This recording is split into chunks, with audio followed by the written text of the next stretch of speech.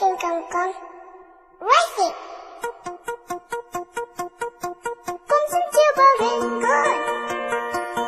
Nhìn trong nhà cho nhiều biết very good. Họ có bừng thấy nắng mỏ bao lúc con quay đi qua vô ý. Chỉ sao trong thật trên cười mến ba phân sạch hàng nhi.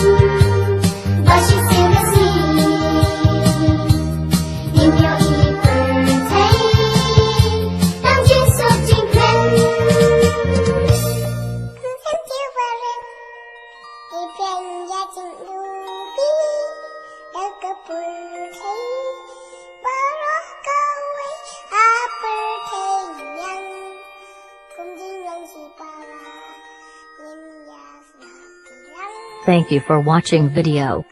Please leave a like, subscribe our channel and don't forget to press bell icon.